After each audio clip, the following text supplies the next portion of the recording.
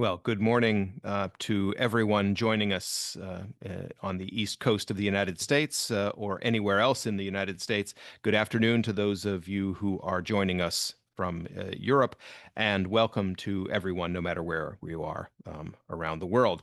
My name is Jeff Rathke. I'm the president of the American-German Institute at Johns Hopkins University, and we are really pleased to offer today's webinar, which is focused on the question of Europe, political and security order, and indeed peace. And we are also very privileged to have with us two outstanding scholars to offer their views and to take questions and engage in discussion with you all. So let me get us started, and first maybe just setting the stage for a moment. We are in a period of great change and tension and stress on the European and transatlantic security order.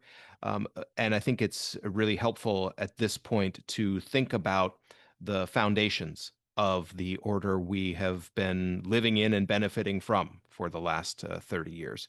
And one of the people who played a key role in building that system during the presidency of Bill Clinton was Strobe Tallbott, who was Deputy Secretary of State for most of that time period. And so now I think it's worthwhile to think again about the principles of dealing with European security, of relations with Russia, and the other aspects of international relations that Strobe Tallbott and Bill Clinton tried to build into the European security order. And so today we are going to hear from Stephan Kieninger, who is a non-resident fellow at the American-German Institute. He is a historian and has studied at Mannheim University, has had affiliations here at Harvard University in the United States, as well as with the Woodrow Wilson Center, and indeed with the Johns Hopkins School of Advanced International Studies. He has just published a book on Strobe Tallbott and which is called Securing Peace in Europe. And so he will give us insights into his scholarly work on Strobe Tallbott and the European security order. And we'll have a response from Dan Hamilton, who I think is also known to many of the people on this webinar. He is the president of the Transatlantic Leadership Network. He is also a senior fellow at the Foreign Policy Institute at Johns Hopkins SAIS.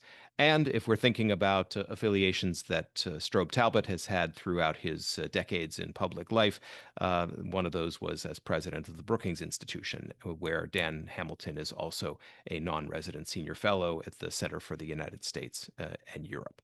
So with that, I'm going to hand things over to Stephan. And one bit of one organizational note, we will hear a presentation by Stephan and response from Dan Hamilton, after which we will engage in discussion. Please use the Q&A function in Zoom, which I'm sure you're all familiar with, to put your questions and observations. Please make them as focused as you can, and then I will take those and shape the conversation around them after the presentations. So with that, Stephan, thanks so much for being here. Congratulations on the book, and we look forward to hearing more from you starting now. Thank you so much for your kind introduction, Jeff, and thanks for having me. It's a great pleasure to be here. Thanks to Dan for being on a panel with me again. Looking forward to it, and thank you everyone in the audience for being here and for your interest. So this is the book. This is the cover, and it came out about 4 weeks ago. And the title is Securing Peace in Europe. And that means several things. That peace in Europe was not guaranteed after the end of the Cold War. The end of the Cold War did not bring peace and eternal security. It brought new conflicts. It brought new tensions. It brought new wars. in Bosnia, in Kosovo, in Nagorno-Karabakh, in Georgia, and elsewhere. And if we look back at the 1990s, we have to keep all of this in mind, that the 1990s were a period of severe tensions in Europe. And Strobe Tallbott knew all of that. So he worked on several dimensions of European security in an effort to build a Europe whole and free and at peace. And this is really crucial when we look back at the time after the end of the Cold War. Nowadays, when we take a look at the post-Cold War period, we often refer to the end of history or to the unipolar moment and to hope and unique opportunities. But under the surface, and there was a lot of conflict and a tremendous amount of tensions and unresolved security issues at the time. Russia was unstable, Ukraine was unstable. There were Russian troops in the Baltic states, in Poland. We had the Bosnian War going on and threatening to undermine European security for several years. When the Bosnian War was settled in the Dayton Accords, it took another 3 or 4 years for the Kosovo War to break out.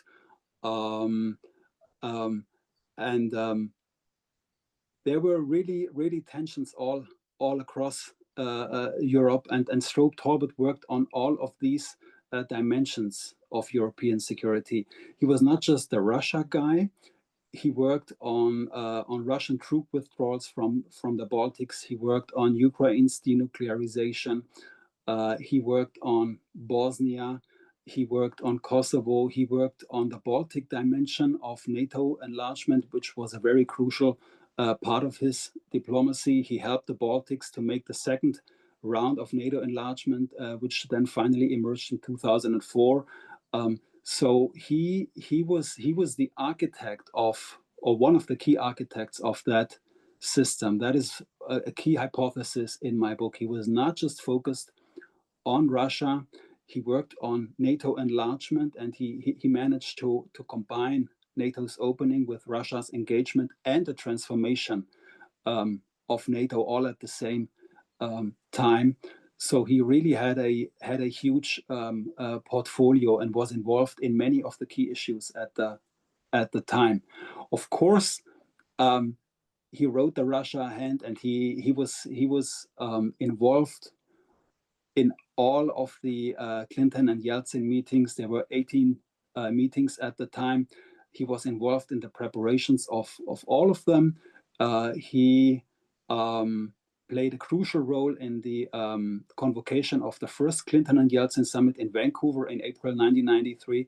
That's something that I learned from Strobe Tallbott's diaries, which he generously shared with me and which I use heavily in the book. He was one of the few advisors who advocated for the convocation of that meeting. Warren Christopher, a Secretary of State, was against it because he was quite cautious and did not want to lean too much towards supporting Yeltsin. National Security Advisor Anthony Lake was also cautious because he did not endorse Russia as the key theme in U.S. foreign policy. But Strobe Tallbott was in favor of convoking that first Clinton-Yeltsin meeting in Vancouver in April 1993 because he wanted to use the unique opportunities and give Yeltsin a chance to prevail in the conflict, in the domestic Russian conflict with the nationalists and the communists in Russia. So Strobe had this key role early on, and one key finding in the book is that his impact was even bigger than he admits in the Russia hand. Strobe's impact was huge, and Clinton often called him in the evenings to ask for advice, also on things beyond Strobe's portfolio. Initially, Strobe's portfolio was just limited to Russia, but Clinton began to ask him about Bosnia and other key issues at a very early point in time. And then when Strobe became Deputy Secretary of State in 1994, his portfolio grew. He was also in charge of NATO enlargement, Bosnia, of course. Later on, Strobe did India and Pakistan and helped to avoid a potential nuclear war between the two in 1998 and 1999, while at the same time still negotiating on Kosovo. So he had a huge portfolio, was involved in many key issues, and was there as one of Clinton's key advisors during both tenures. I don't have enough time to look into all the details, but one thing is crucial, and that is Strobe as an architect who was determined to enlarge NATO, enlarge the European Union, adapt and enlarge existing institutions, and work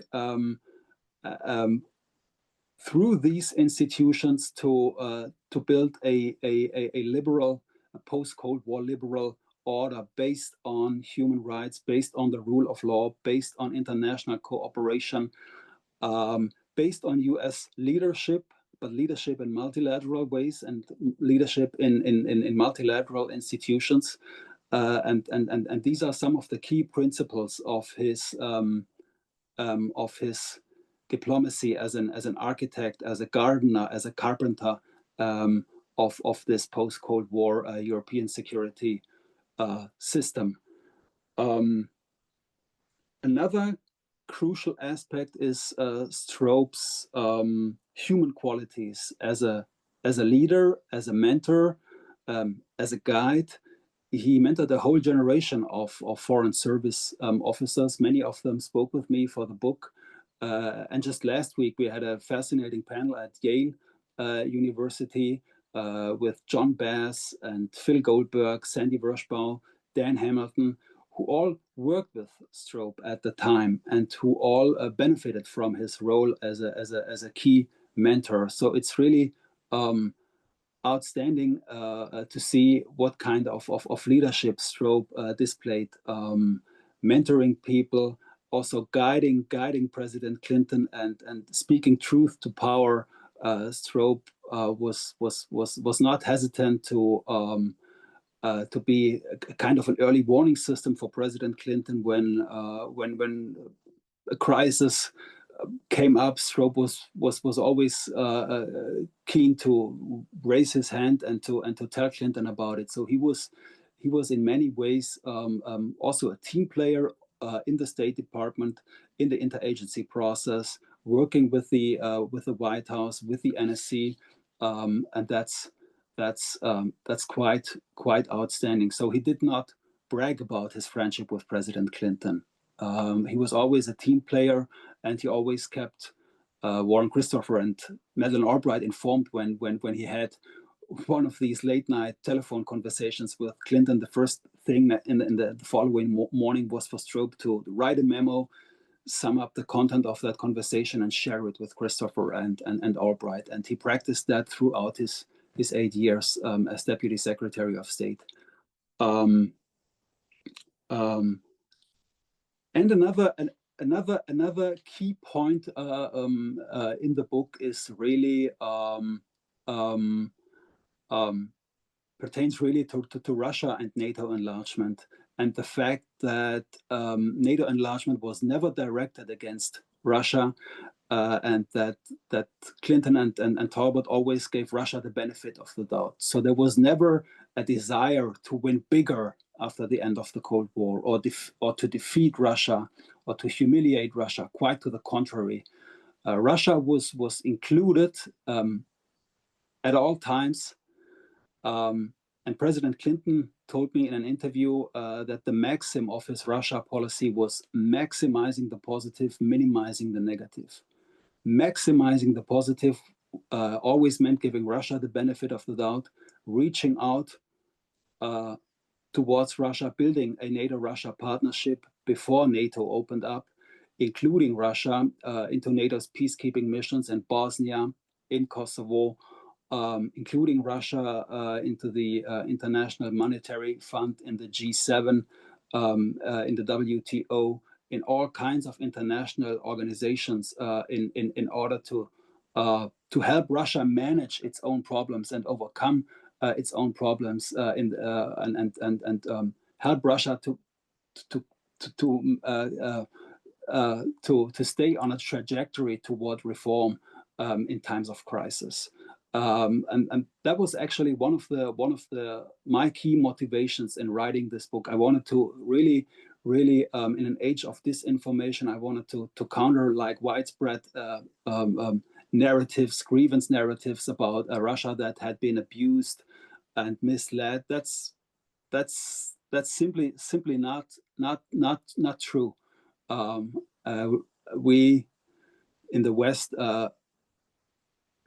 try to include Russia at all times, provided billions of monetary assistance, and Strobe played a crucial role as one of the key U.S. interlocutors with Russia. He was the guy who went to Moscow in the summer of 1998 during Russia's financial crisis, in an effort to set up a Clinton-Yeltsin summit, and Clinton finally went then to Russia in times of crisis. Strobe had this trilateral format with Mati Ahtisaari and Viktor Chernomyrdin to end the Kosovo War. So he managed to include Russia at that time.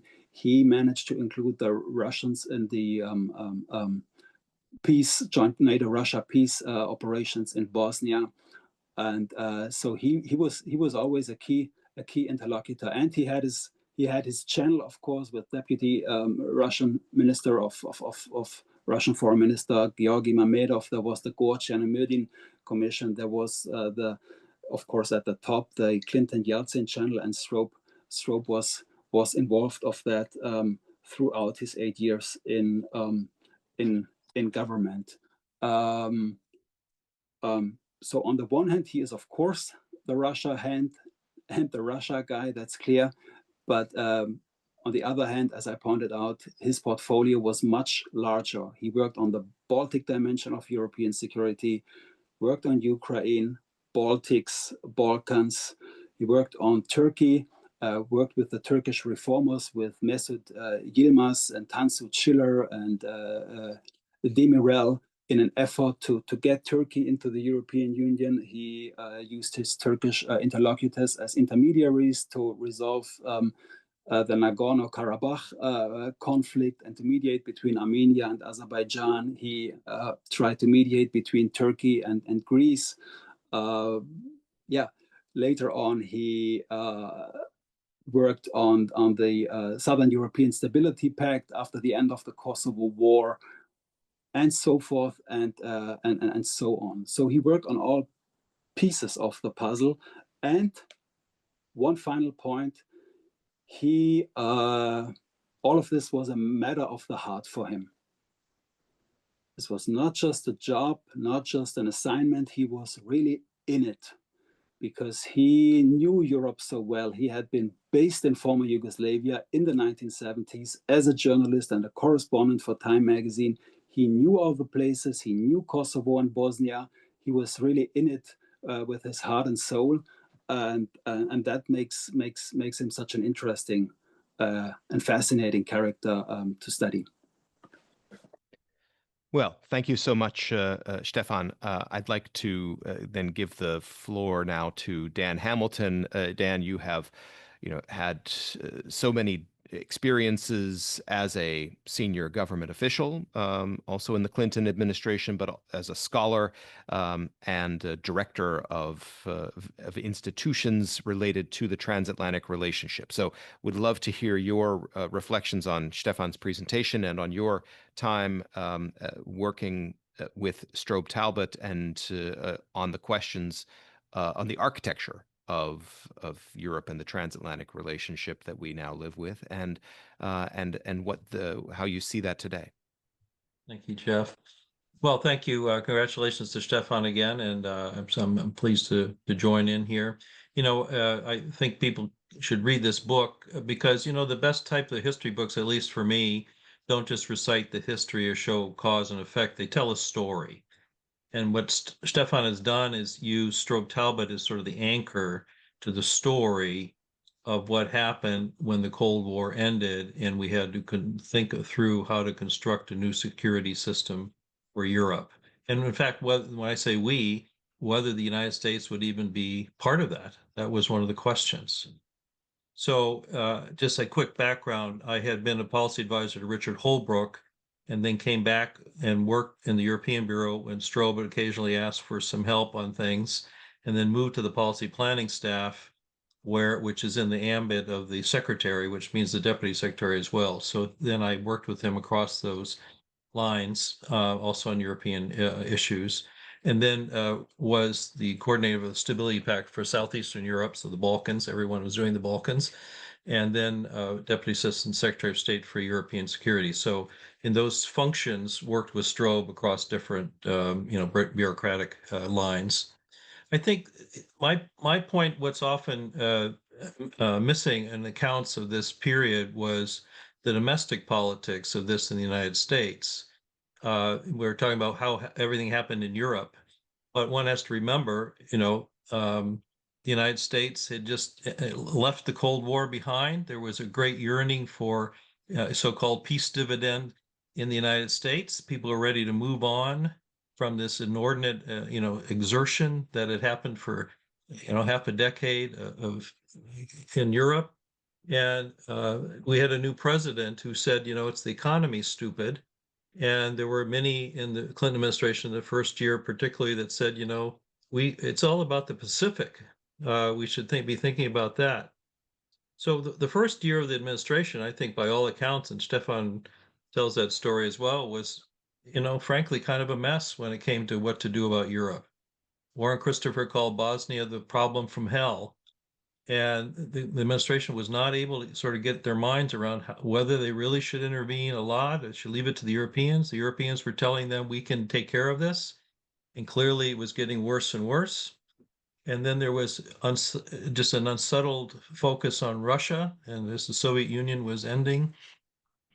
And there was just not a time when the administration seemed to get a hold of its European policy. Bill Clinton, I think, ended up going to Europe more than any U.S. president, but he didn't go to Europe for an entire year after being inaugurated. And so there was, in those early months, real questions about America's staying power in Europe, or whether we would now turn away. So I think Strobe had to sort of, get engaged in those things, as the whole administration did. And the question really was, will we stay the course or not? It prompted Richard Holbrooke to write an article in Foreign Affairs at the time called America, a European Power. And the premise there was we had to remain engaged because we had become a European power, integrally engaged, comprehensively engaged in all of the coalitions and structures that the Europeans themselves have put together. And we had played this role of reassurance to the Europeans about themselves, as well as to others about how they could build that. And so I helped Richard Holbrooke on that article, and I recall at the time Strobe also provided comments, and he had me in his office and said, should we add a question mark to the title? And the answer had to be no, because that was the problem. There was a question mark whether we were a European power or not. I would argue today there is a question mark. And that's the link between the past and how we had to sort that through in today's debates about Europe, whether America is really still a European power or is shifting away to becoming simply a power in Europe, which has many different other implications. So I'll leave that for the discussion. I think the other point that Stephan made, which is important because in retrospect, we tend to forget, we were witnessing at that time, not just the end of the Cold War and all the positives associated with that, but the collapse of two empires simultaneously, the Soviet Union and Yugoslavia.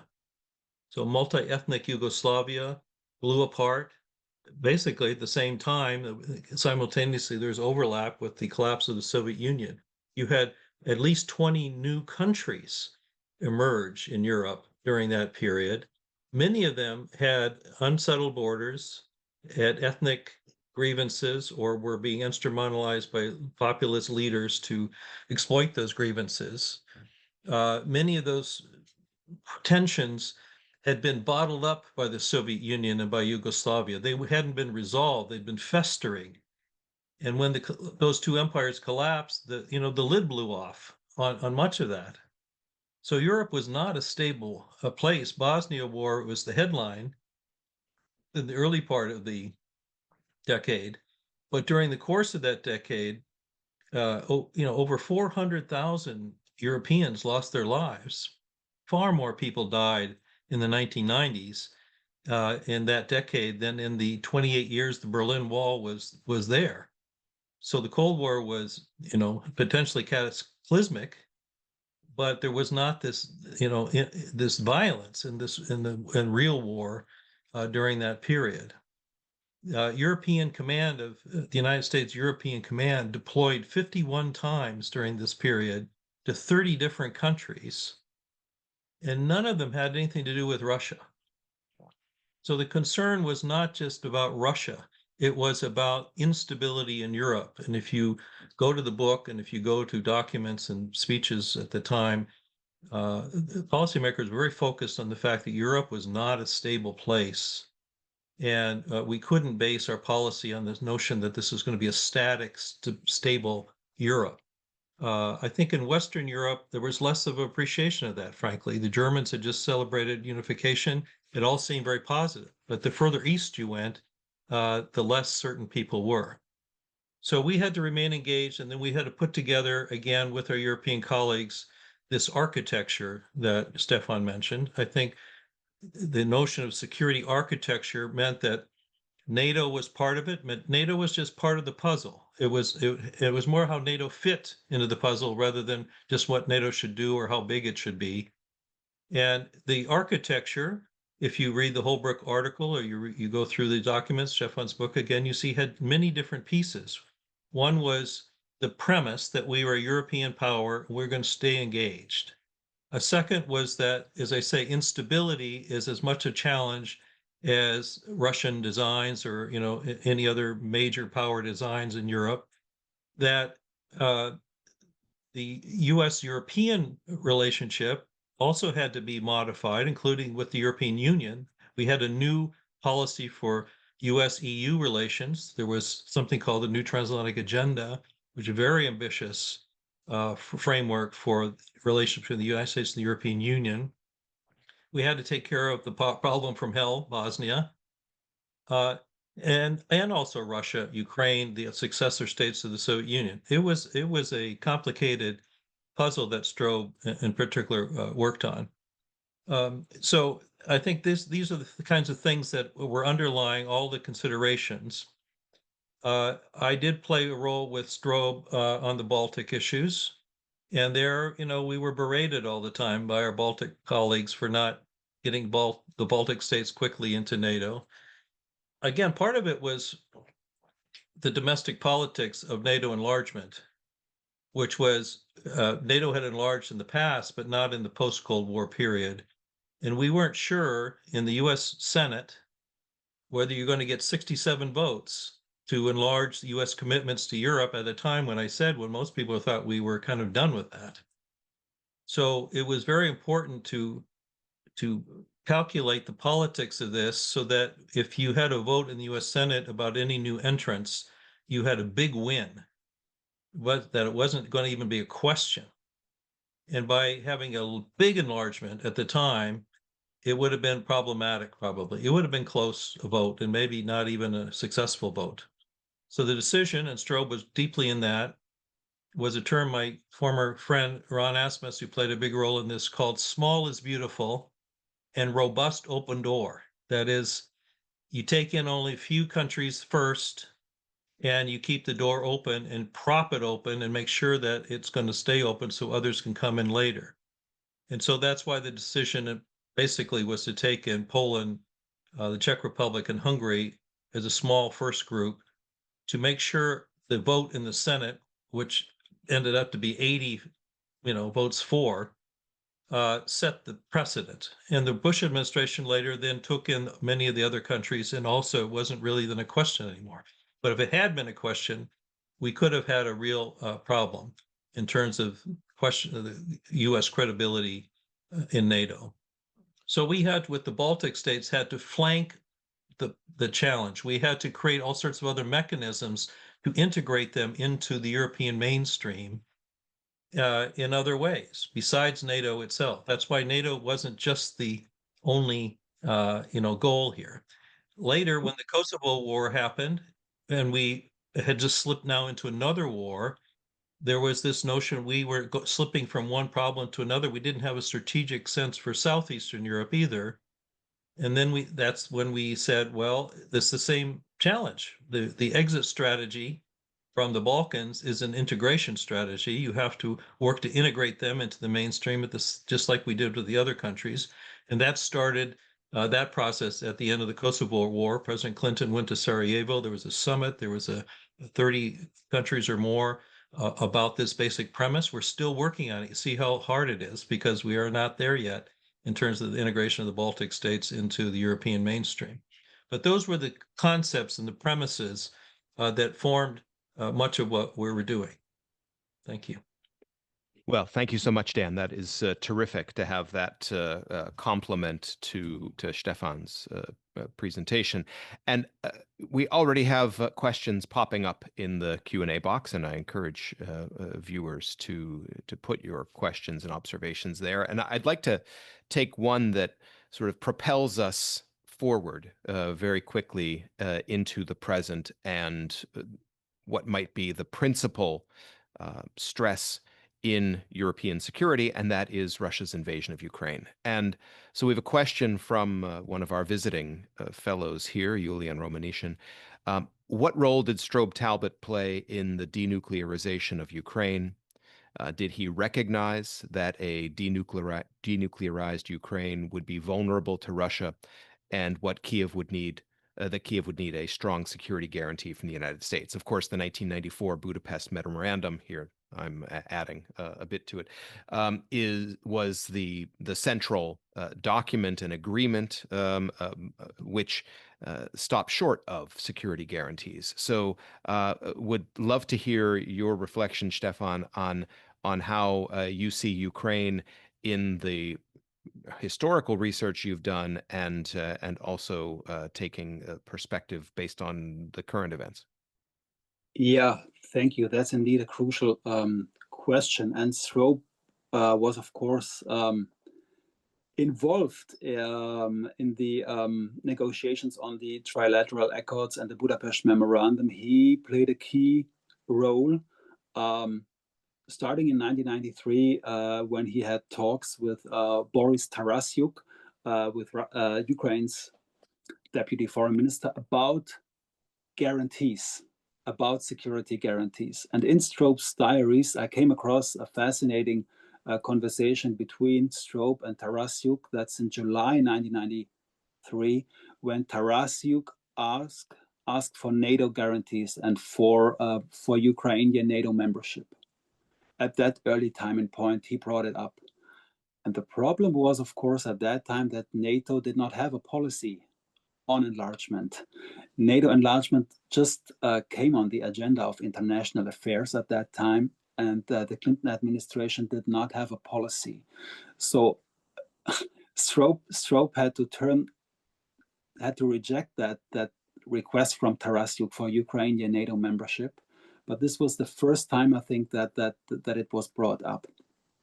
And the question, of course, was then what sort of security guarantees could the West provide for Ukraine in return for their abandoning of nuclear weapons? And as we all know, the security guarantees were too weak. There was no enforcing mechanism against a potential aggressor, and the security guarantees did not stick at the time, and both Ukraine and the West missed a chance to turn this into a negotiation for more robust security guarantees over the long term. And at the same time, Strobe was, of course, engaged in efforts to find Ukraine a place in this European security architecture. So we have the 1997 NATO-Ukraine partnership that was established at the time. But again, it did not provide Ukraine a specific perspective for NATO membership. So the challenge was that for Strobe to include, and for the Clinton administration to include Ukraine somehow, and not to leave it in this gray zone of insecurity between East and West. And the hope was that time would work in favor of Ukraine, and that both sides would be able to use that NATO Ukraine Act of 1997, but it was not to be, as we now know. Can I Jeff, can I just add one point on this? Just one thing please do. In the current debates about that time is seems to be missing is that Ukraine had nuclear weapons, but it was not in control of those weapons. Yeah. And so it wasn't really for Ukraine to give them up necessarily, because, or if they had kept them, the question of command and control with Russians was still going to be there. So it wasn't just an easy fix on that one point. The other is, just as Stephan does the timeline for us, just recall there were no strong candidates for NATO enlargement in the early 90s. And much of the concern was that all these countries, as I said at my beginning, had unresolved issues, border issues, internal issues. It was unclear what civilian control of the military might look like. They're coming out of the Warsaw Pact. They had a very different sense of all of that. How strong were their democracies? Were they really going to add value to the alliance? And it wasn't up to the United States, but all NATO countries, of course, to extend an offer of membership. And Ukraine, frankly, at the time, was not considered to be a very strong state. It was corrupt. There was really lots of issues there. The country is divided at the time, particularly between East and West, with the eastern sections of Ukraine very oriented to Russia still. The manufacturing structure of the Soviet economy meant that it was heavily in the East oriented to Russia. So there were lots of unresolved issues there. That wasn't just a quick flip the switch, let's invite them and give them security guarantees. It was a much more complicated consideration. Thanks.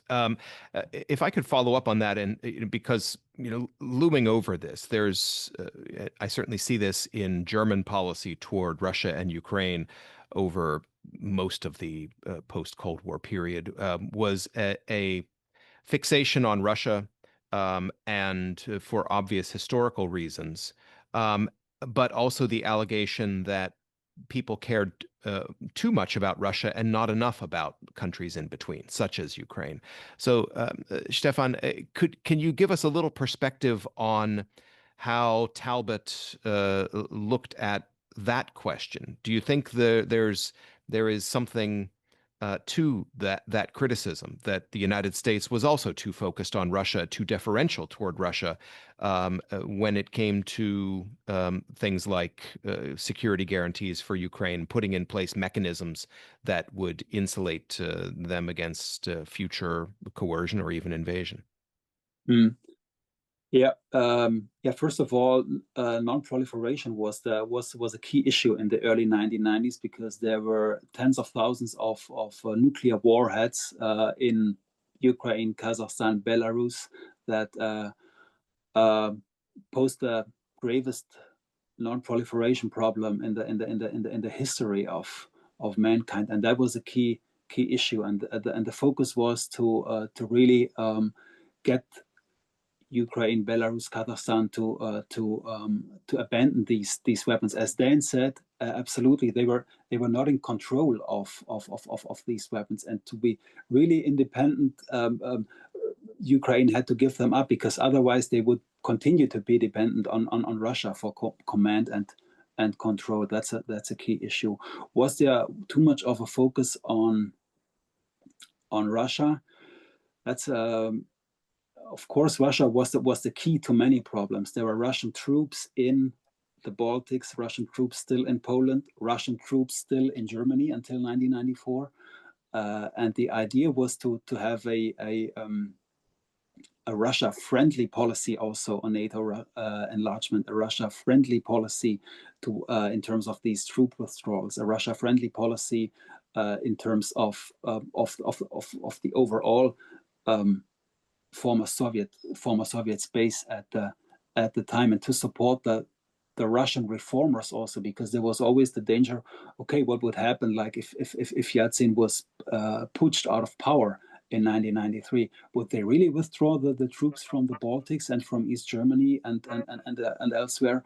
That was an open question. And Strobe had a keen sense for the dangers of a revival of Russian nationalism and revisionism. He was keenly aware of that danger, and where were Russia's borders? Would Russia recognize the independence of its neighbors or not? Strobe knew that it was a sensitive issue, and he worked really hard to endorse the reformers and take the 1996 elections, Zyuganov versus Yeltsin. Zyuganov could have easily won that. It was a very close race, and Zyuganov was ahead in the polls until much of the summer at that time. Then there was Yeltsin's health, another critical issue. What would have happened if he had died in office in 1997 or so? He had quintuple bypass surgery. Then the successor would have been a reformer, Nemtsov or Chubais, or maybe someone else. So, in retrospect, it's easy to say, okay, we were focused too much on Russia, but Russia was really the key to many issues at the time. I think, Jeff, if I may, I think there was if you delve within countries, what the debate was. I think in Germany, in particular, there was a fixation on Russia, and frankly, for lots of reasons. But I do think there was a tendency to step past the neighbors to the east and just think about the Russians. I think the Poles still feel this, frankly, and the Ukrainians and others. And this notion that somehow, because of World War II, the Russians deserve some sort of sense of this, even though the first victims of the Nazis in the East were Ukrainians. Right. So, and the ones that liberated Berlin were mainly Ukrainians, frankly. So there's something going on there. But within the United States, I think it was more of an inter-bureaucratic issue. I think the Defense Department was very focused on Russia. It was on the non-proliferation issues, the issue. This was the antagonist in the Cold War. It's collapsing. We got to secure those nukes. There's the Nunn-Lugar Act to help with that. There was a very tense focus on that, and less of a focus on Eastern Europe or Central Europe. Whereas in the State Department, I think, especially as I said, after the first year or so, it was a Central European oriented policy because it was a recognition that the dynamic of Europe at the time was coming out of Central Europe, Eastern Europe. It was not Russia, was not leading the change, and Western Europe certainly wasn't leading the change. The people have been behind the Iron Curtain. When they went out on the streets, they said, we want to return to Europe. We want to be part of the Europe that we'd always been part of, except where the Red Army happened to be in the summer of 1945. And it was their agency that helped create this dynamic. And I think in the State Department in particular, and I believe in the White House, there was a sense of that. That is what we work with, realizing they had also unresolved issues in that great space of Europe. And as I mentioned, the ethnic and other kind of disputes that we had to get a handle on as well. Right. Thank you. So we have a couple of questions which I'm going to bundle together that are about NATO enlargement, Russia, and also Talbott's particular position and the evolution in that position. So if I could fuse these things together, one question is about, well, frankly, the myth that Russia tries to spread now that it had been interested in joining NATO and that the United States had vetoed it. So if you want to comment on that, that would be helpful. And then more particularly, Strobe Tallbott wound up being a supporter of NATO enlargement, but he didn't exactly start out there. So I think Stephan and Dan, if you would care to comment on the evolution of Talbott's views on NATO enlargement, because he was certainly seen earlier in the administration as being skeptical and is focused on getting the things right with Russia that you've already mentioned, Stephan. So that path from being skeptical to being a strong advocate of NATO enlargement, and frankly also of EU enlargement, which is an issue we may come back to a little bit later, it would be quite interesting. Yeah, great questions. Thank you. Strobe initially was a little skeptical about NATO enlargement. That is not to say he was against it. From what I've seen from the records, he was cautious, and he was not in favor of a fast track NATO enlargement.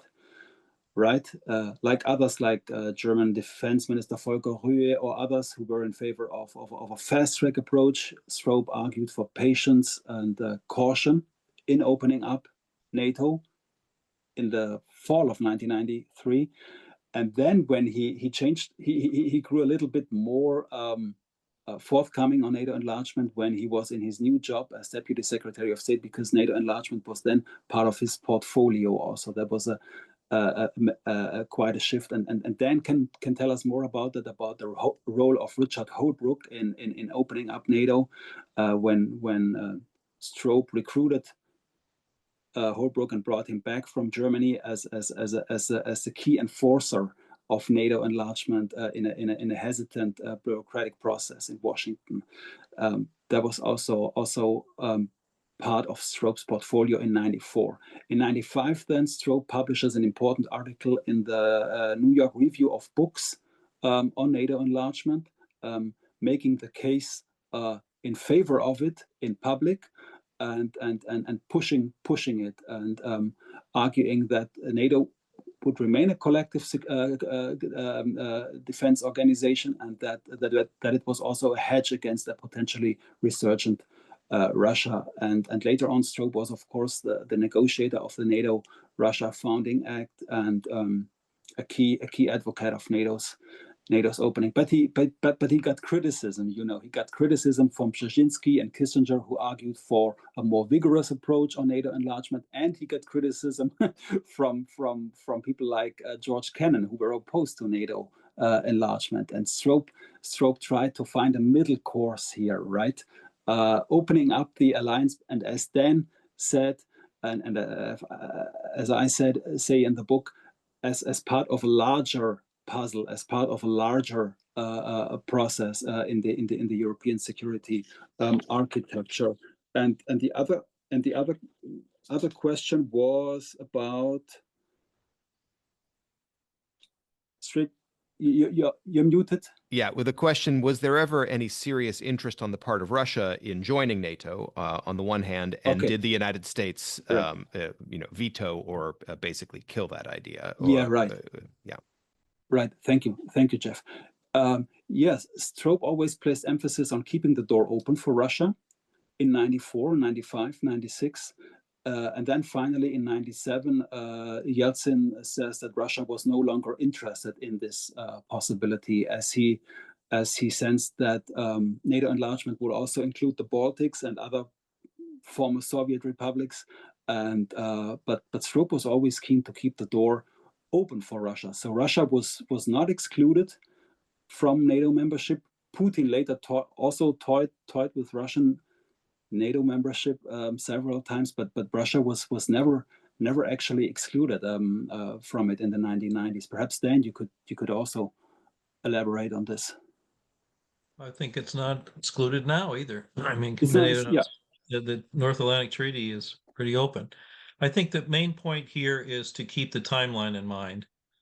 That Strobe's first job was to work with the new independent states, we call it, in Russia. So NATO wasn't in his portfolio for the first number of months.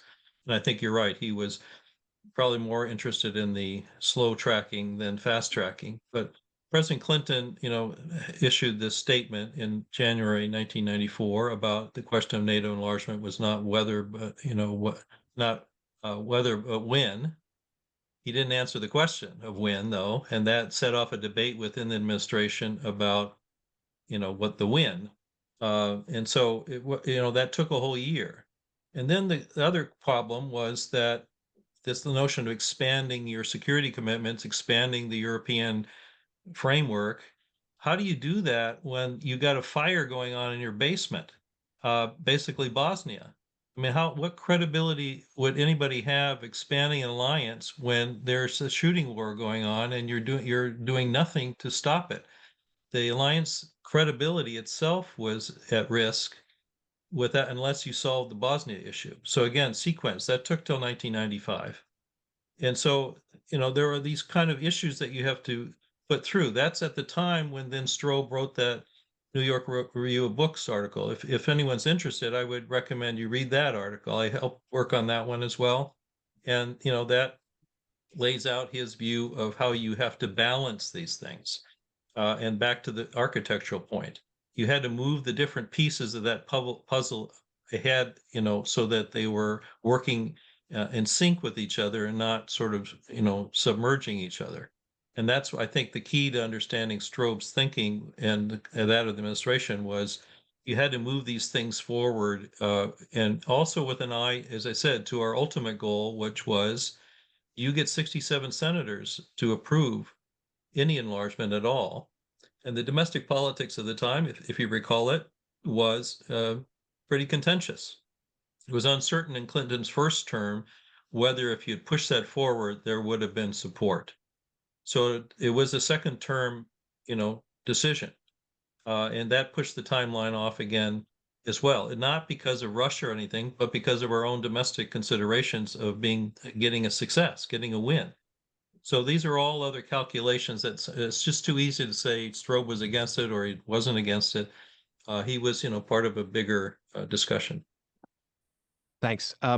If I could turn to another question that we've got, which is about the question about NATO enlargement and EU enlargement or European integration.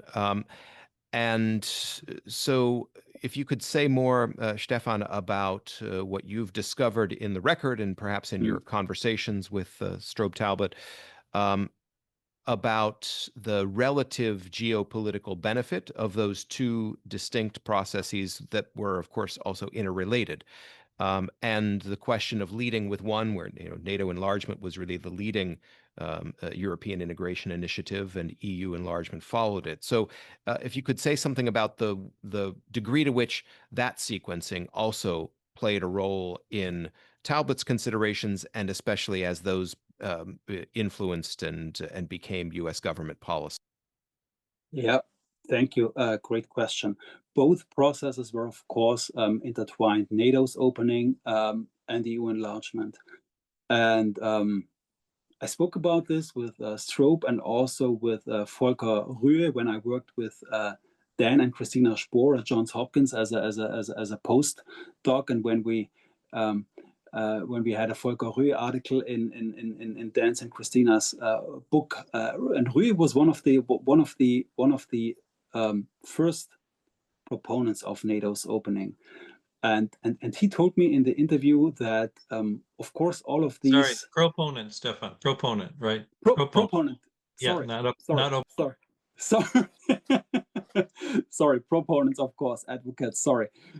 He was one of the key proponents of NATO enlargement, and he said, okay, if we have to open up NATO because we have to give the Poles and the Czechs and the Hungarians and everyone else the same sense of security that France and Germany and others enjoyed in NATO. That was the key. It was not sufficient to just include them in the European Union because the European Union is not a collective defense organization. They have to be a member of NATO and they have to have equal security. Otherwise, European integration would not work. So we need this NATO anchor at the heart. and also at the heart of this architecture. And of course, the countries of Central and Eastern Europe were pushing for EU membership, but it was clear that that was also a longer process, and that it would take until 2004 until they could become members. And finally, for the Baltics, for instance, EU membership and NATO membership happened in the pretty much in the same year. But it was pretty clear that these processes were intertwined, and that it needed the NATO anchor really to provide also the sense of security, to have these investments, to have this economic buildup. You see that now in Ukraine and elsewhere. If you don't have a security framework,